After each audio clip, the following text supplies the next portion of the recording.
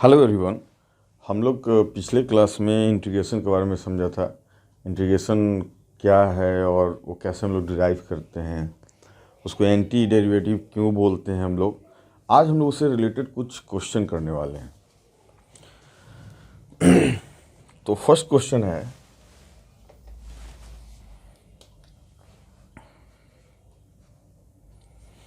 A curve is represented by y equal to sine x.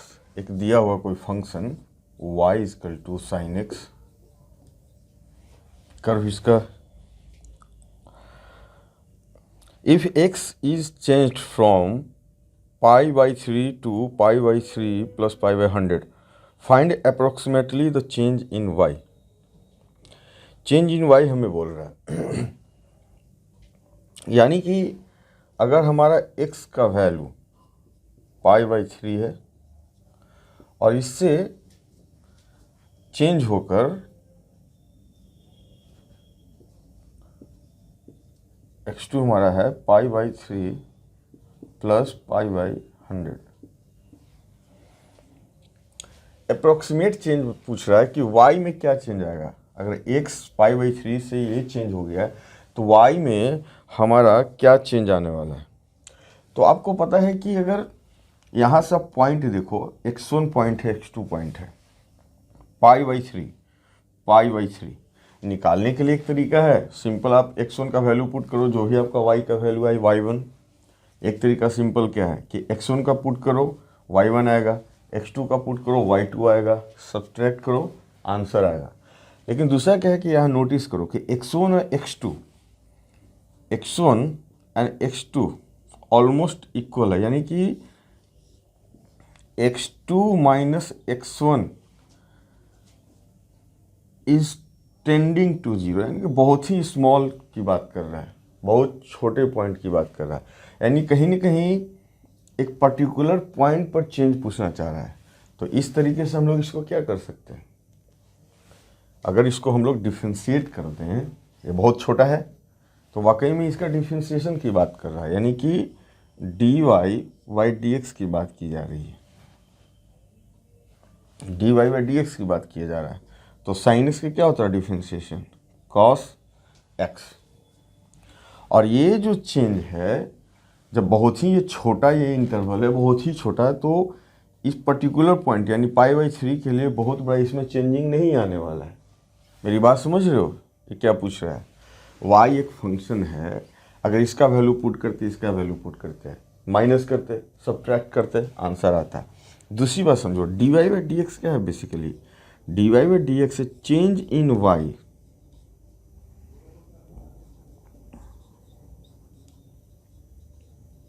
यही है ना dy by d x.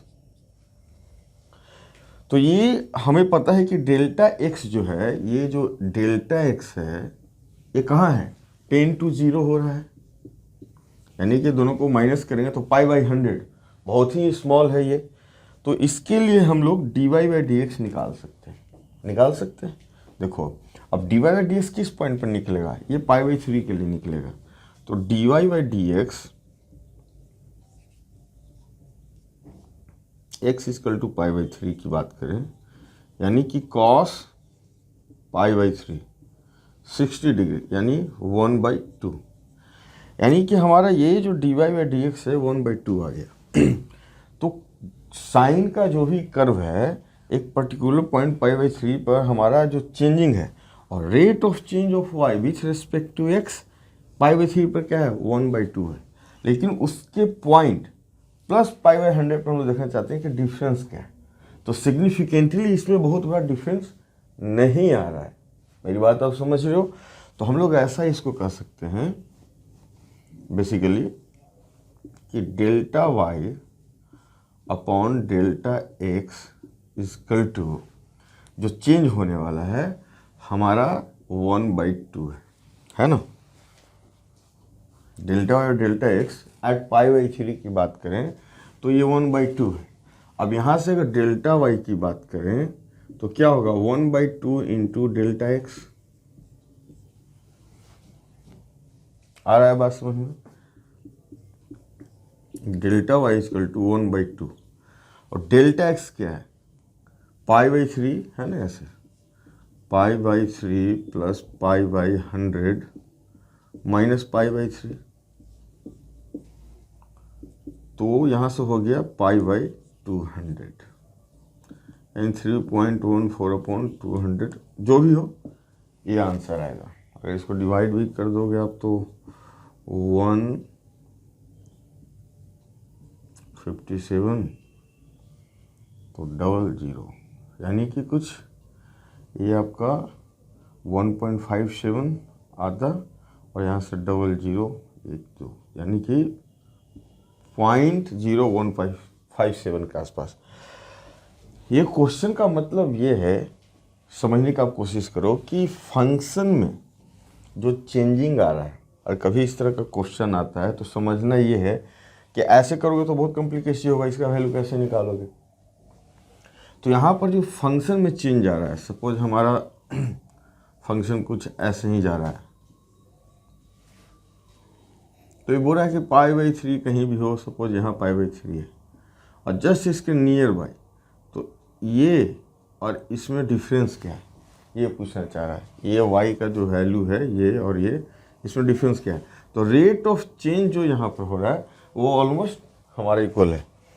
अब ये जब इक्वल है करीब करीब, तो यहाँ से हम लोग को पता है कि rate of change of y with respect to x का चेंज पता है, तो y में चेंज क्या आएगा इसका, this is the approximately correct answer. Okay, note करो आप। क्वेश्चन दिया हुआ है कि एक कर्व है हमारा y equal to 3x² plus 6x plus 7।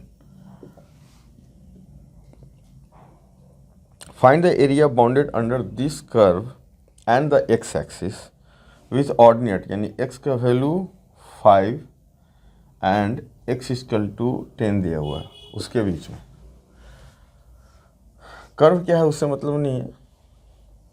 फिर समहाउ ये पैराबोला की तरह बने, तो मान लो कि x इक्वल टू हमारा यहाँ 5 है and this is x equal to 10 है। तो बेसिकली ये पूछना चाह रहा है कि एरिया कैसे हम निकालते थे, एरिया अंडर द कर्व, इस एरिया की बात कर रहा है।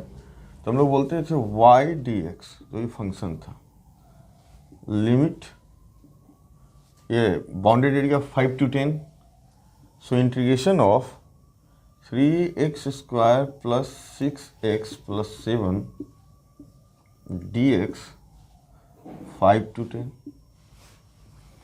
यानी कि 3x³ upon 3 plus 6x² upon 2 plus 7x 5 to 10। तो बेसिकली इसको सोल्व करोगे तो 3 2 3, हमारे पास क्या गया x³ यानी 10³ प्लस 3 10² प्लस 7 इंटू 10, एक ये हो गया, minus 5 whole cube plus 3 into 5² plus 7 into 5। अब तो बाकी सोल्व करना है। So 1000 minus 125, 3 common, a² minus b², a plus b 15 into a minus b 5 plus 7 10 minus 7 into 5, कुछ ऐसा आना चाहिए, राइट। सो 875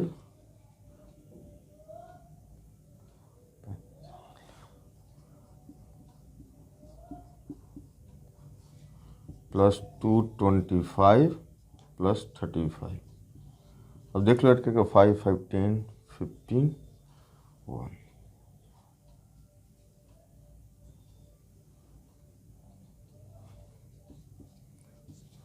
इतना स्क्वायर यूनिट जो भी होगा एरिया, समझ में आया?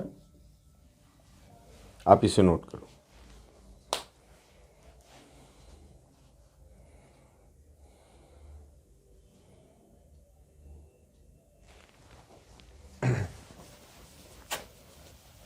चलो नेक्स्ट क्वेश्चन करते हैं। A rod of length L is placed along the X axis between X equal to 0 and X equal to L. X axis given है, ये एक्स एक्सिस है, ये ओरिजिन है। एक रॉड है जो प्लेस किया गया है एल लेंथ का एक्स एक्सिस के अलोंग। द लीनियर डेंसिटी यानी कि मास पर यूनिट लेंथ जो है rho of the rod varies with the distance x from the origin. यानी ये जो कुछ है इस तरीके से वेरी कर रहा है, यानी मास विथ रिस्पेक्ट टू लेंथ इस तरीके से वेरी कर रहा है, इस रिलेशन को फॉलो कर रहा है एक्स के ऊपर। तो फर्स्ट क्वेश्चन है कि S I unit of A and B.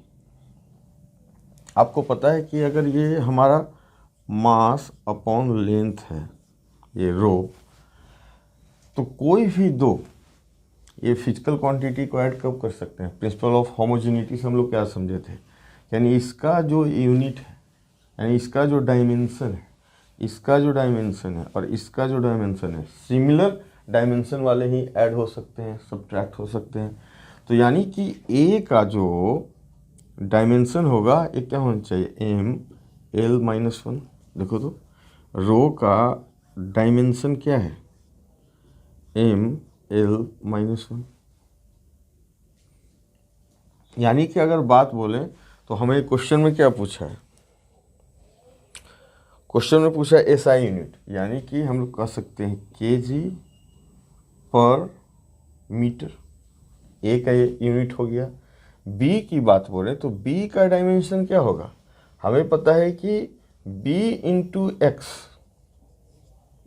का जो डायमेंशन है वो होना चाहिए एम एल माइनस 1। तो अगर b की बात करें डायमेंशन का तो x is length, so M L minus 2। इसकी अगर एसआई यूनिट की बात करें तो केजी पर मीटर स्क्वायर। कोई दिक्कत? इस चीज को आप देखो।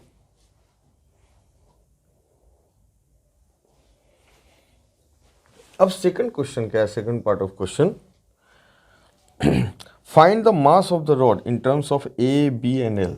मास इसका निकालना है। अगर एक यूनिट सिर्फ रहता है कि एक यूनिट का मास है 1 ग्राम तो हम लोग सिंपल एल से मल्टीप्लाई करते हैं, लेकिन यहाँ दिक्कत क्या हो रहा है कि मास जैसे जैसे डिस्टेंस मूव कर रहे हैं मास वैरी कर रहा है इस रिलेशन के साथ, कर रहा है ना।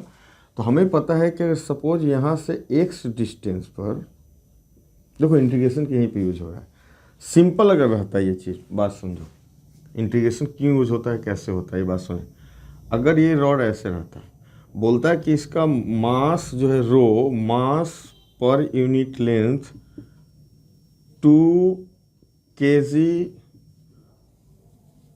पर मीटर है, यूनिफॉर्मली है 2 kg, यानी कहीं भी लेते हैं तो 2 kg ही मिलता है, यहाँ भी लेंगे 2 kg ही मिलेगा, यहाँ भी लेंगे 2 kg पर मीटर मिलता है, ऐसे मान लो। और इसका लेंथ है 5 मीटर, मान लो 5 मीटर। तो टोटल मास हम लोग क्या करते हैं? टोटल मास हम लोग सिंपल क्या करते हैं कि एक यूनिट का पता है 2 kg है, इंटू 5 है, तो हम लोग बोलते हैं कि सिंपल ये 10 kg का रॉड होगा। सिंपल हम लोग क्या बोलते हैं? 10 kg का। लेकिन दिक्कत क्या है कि यहाँ पर इसका मास पर यूनिट लेंथ कुछ और है, यहाँ पर कुछ और हो रहा है, यहाँ पर कुछ और हो रहा है। वो किस पर डिपेंड कर रहा है? वो कर रहा है depend on x, on x जो है a प्लस बी एक्स, यानी कि वैरी हो रहा है। बात समझ रहे हो? इसलिए यहाँ पर एक यूनिट सा चंक हम लोग लेंगे। समझ में आया यहाँ पर क्यों इंटीग्रेशन लग रहा है? देखिए यूनिट से हम लोग चंक लिया, यहाँ पर सपोज ये हमारा dx है, तो x डिस्टेंस पर इसका dx लेंथ का मास क्या होगा? तो इसका dx लेंथ का मास होगा dm। सो dm हमारा जो है स्मॉलर मास x डिस्टेंस पर जो dx एलिमेंट है उसका क्या होगा? तो dx लेंथ इनटू रो है ना, लेंथ इनटू डेंसिटी, डेंसिटी क्या है? मास पर यूनिट लेंथ। तो x डिस्टेंस पर डेंसिटी क्या है रॉड का? ये है a प्लस बी एक्स। तो x डिस्टेंस पर मास जो हो गया हमारा ये हो गया। अब हमें पता है कि 0 से लेकर x, यही तो हमें निकालना है, यही है ना क्वेश्चन। तो हमें निकालना है कि मास का रिलेशन ए बी और एल के बीच में, सॉरी एक्स नहीं, दिस इज एल। तो यहाँ से हम लोग क्या कर देंगे, 0 to L। अब तो इजी है, A X plus B X square by 2, 0 to L। So क्या हो गया यहाँ से, A L plus B L square by 2 plus 0 plus 0, यानी हमारा आ गया B L square by 2 plus A L. ये हमारा आ गया मास। लेंथ के ऊपर मास इस तरीके से डिपेंड कर रहा है, नोट करो आप। नेक्स्ट क्वेश्चन देखते हैं। नेक्स्ट क्वेश्चन है, the change in a function y and independent variable x are related as dy by d x equal to x square, find y as a function of x। हमें दिया हुआ है कि dy by d x यानी कि differentiation and rate of change यानी slope, ये इस तरीके से वेरी कर रहा है। यानी कोई एक फंक्शन है, y एक फंक्शन है, सपोज हमारा ऐसे समझो, y एक फंक्शन है, कुछ भी ऐसा है फंक्शन, y एक फंक्शन है जिसका किसी भी पॉइंट पर हम लोग निकाल रहे हैं स्लोप, तो इस तरीके से वेरी कर रहा है। x के ऊपर कैसे डिपेंड कर रहा है, एक्स स्क्वायर। तो जो फंक्शन ये है, ये फंक्शन y है हमारा, और इस पर जो चेंजिंग हो रहा है वो कैसे हो रहा है, ये जो स्लोप है, ये स्लोप है वो चेंज हो रहा है एक्स स्क्वायर से। यानी कि इस पॉइंट का स्लोप अगर पूछे, सपोज x इक्वल टू 2, तो हमारा हो गया 4, यहाँ है 3, तो ये हो गया 6। ये क्या है, ये y का वैल्यू नहीं है, यहाँ स्लोप की बात कर रहा हूँ। तो ये इटसेल्फ फंक्शन क्या होगा, तो सिंपल सी बात है, यहाँ से हम लोग ऐसा कर सकते हैं, डी वाई यानी इंटीग्रेशन करना है, आप तो समझ ही चुके होंगे, डी एक्स। बात क्या है ना कि समझा करो, आपको देंगे फट से बना दोगे, लेकिन ये कहना क्या चाह रहा है ये समझना जरूरी है। कोई एक फंक्शन ये y है, y का जब स्लोप एवरी पॉइंट पर निकाल रहे हैं तो इस तरीके से वेरी कर रहा है। x पर कैसे डिपेंड कर रहा है, एक्स स्क्वायर आ रहा है। जैसे ये फंक्शन मैंने आपको दिया, ये y फंक्शन है जो हमें निकालना है, पता नहीं है, लेकिन मैं पूछा कि x2 पर स्लोप का वैल्यू क्या है, dy बाई डी इसका वैल्यू क्या है, 4 6। ये y का वैल्यू नहीं है, फंक्शन का वैल्यू 4 6 नहीं है। तो बोला कि जब ये चीज़ आपको पता है तो ये फंक्शन जो अपने आप में वेरी कर रहा है, यानी जो स्लोप आ रहा है ना, इसका वैल्यू 4 है, इसका वैल्यू 6 है, यहाँ से कुछ इसका वैल्यू जो भी है 4 है तो 16 है। तो हमें ये फंक्शन जो है ना, ये फंक्शन को बताना है क्या होगा। So y equal to x cube upon 3 and some constant. अब सबसे बड़ी बात है, यानी कि इस फंक्शन को डिफरेंशिएट आप करोगे, अब c कुछ भी हो सकता है, c कोई कुछ भी नहीं है, हो सकता है x square x cube plus 3 by plus 2, ये भी इस रिलेशन को वैलिड करेगा, या x cube by 3 plus 2 by 5, ये भी इसको वैलिड, डिफरेंशिएट करोगे तो यही फंक्शन आने वाला है। तो इस तरीके से हुआ, ओके।